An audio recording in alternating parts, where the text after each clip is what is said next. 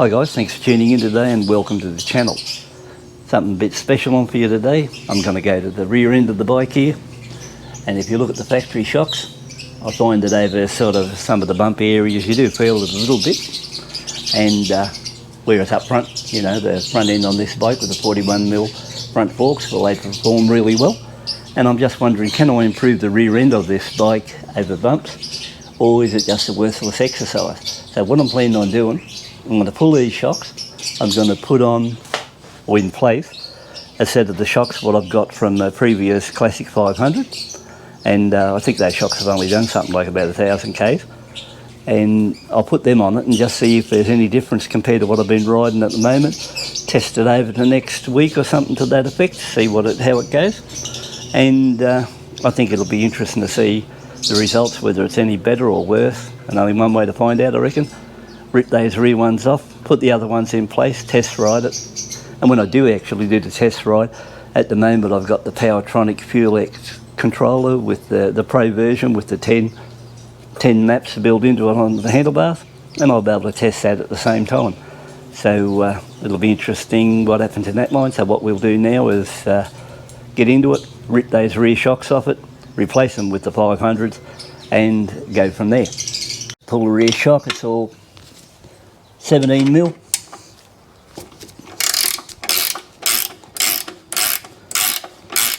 Pretty easy process.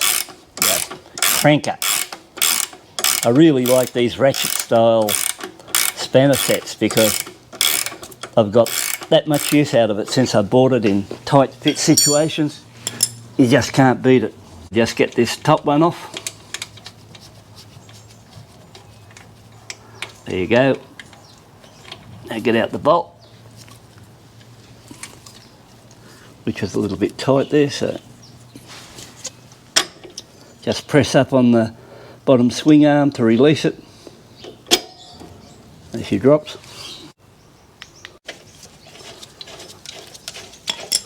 Hold on to the shock.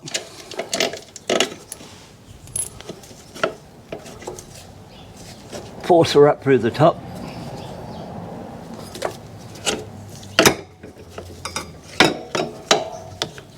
And work our way out.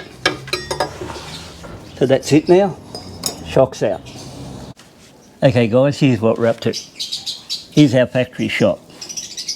It had the 10mm bushes, and that was fine on that bike naturally. Yeah, so we swing over to the one I'm going to replace. This is the 500 Classic shock, but the trouble is it only had 8mm bush. Yeah, so what I did, I pulled out the bushes from the factory on the other shock, put it into here, but you've got a fair bit of protrusion either side, and I don't know if that'll make any effect or not, where your factory one sits in a lot more flusher. So what I did then was I contacted a vendor on eBay. It sold me this pack here of 4 bushes, 10mm, with their high impact housing, which I won't be using. And I'm going to refit the 10mm bush into here, and it should be a lot more flusher, and more importantly I can get the bolts back in, 17mm bolts. So as far as that goes, that's what I'm planning on doing now, whipping these in.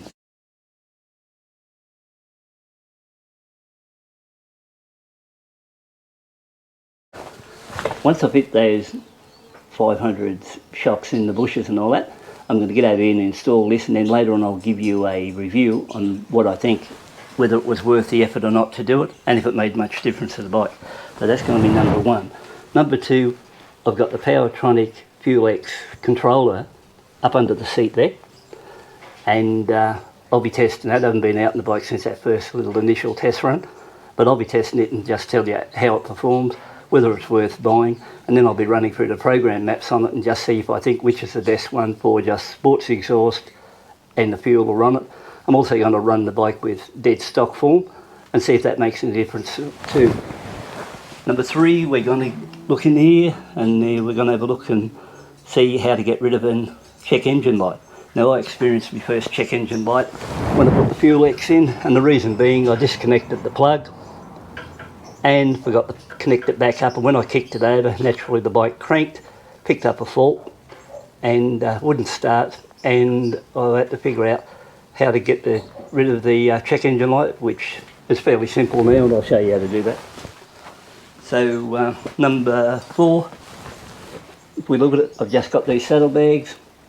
This is only sat on here for you to have a bit of a look at, so there's no way I'm going to be riding a bike with a saddlebag sitting on the exhaust.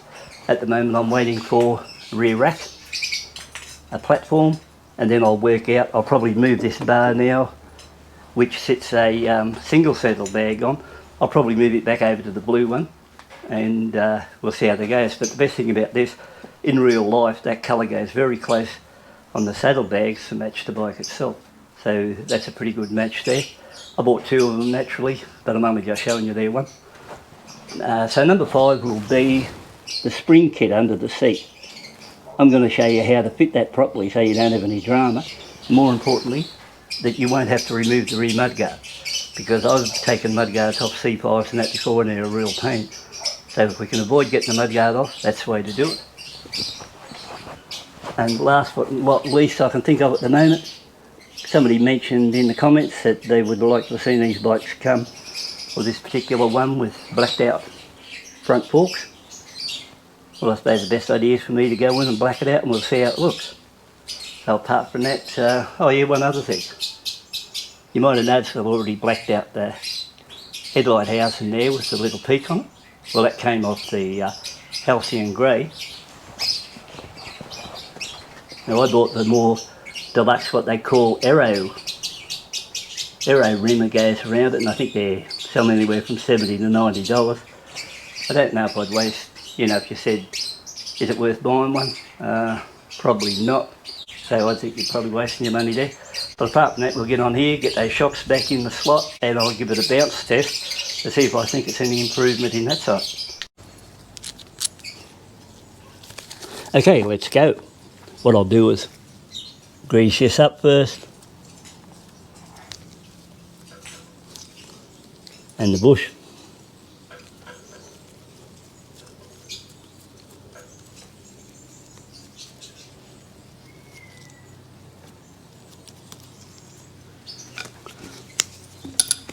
Got a big screwdriver here, just put a bit of cloth around it, whip it in the slot.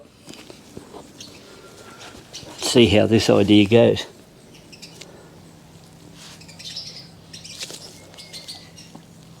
And applied a bit of pressure.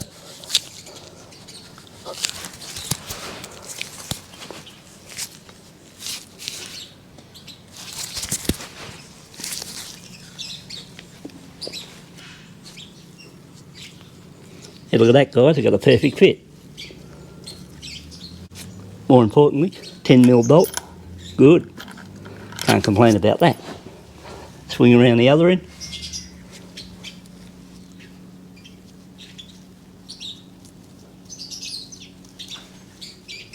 Again, just give it a bit of a grease.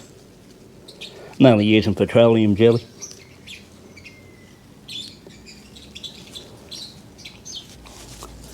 Back up here and a bit of cloth, like so.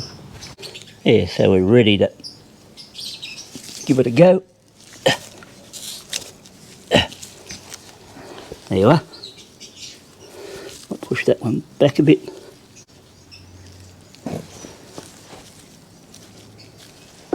Here you are, guys, all good. So that's one out of the way. We'll get the other one, the old one's back out of this now. Okay, we'll get into it.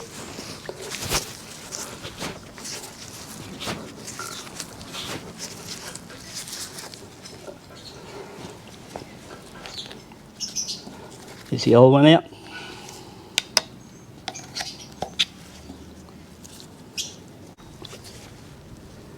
While I'm at it, I might as well put the new one straight back in.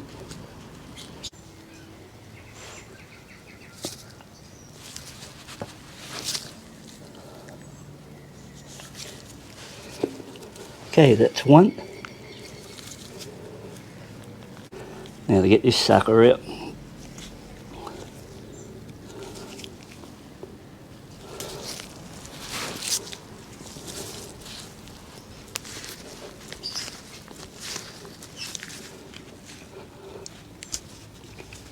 and number 2.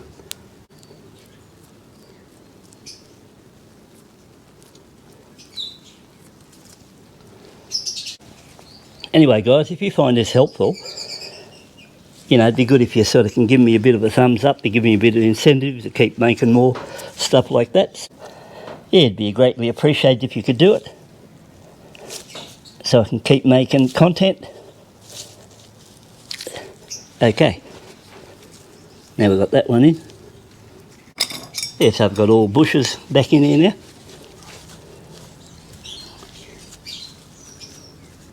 So that was an interesting little bit of effort to pull out the factory ones. These ones went in pretty easy. I think the Vaseline helped a bit. Let's get this one on.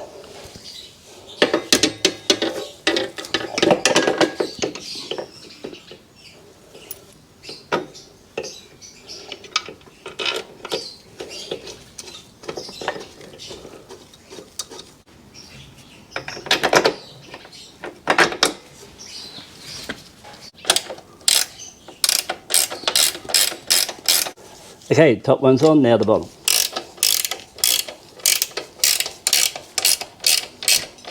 Let's do a bounce test.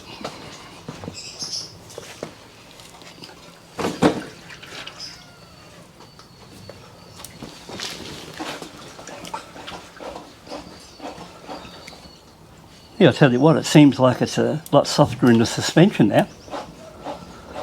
I can feel it moving up and down.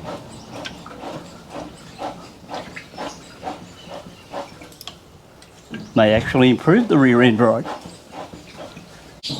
Okay guys, that includes the shock install, so I think that wraps it up. Now, the bushes I put in there now, the one was probably maybe a couple of mils shorter in the span there from one side to the other, but these ones here seem to be sitting in all right, so there doesn't seem to be any problem. If there is a bit of a problem, and you think there is, because I'm only do these just like any other backyard bloke, you can always throw a comment there, and if so, I can always pull the originals, or I could always pull these aftermarket ones back out and put the original ones back in. So I could always pull the original ones off, which came off the 350 to start with, and put those bushes in.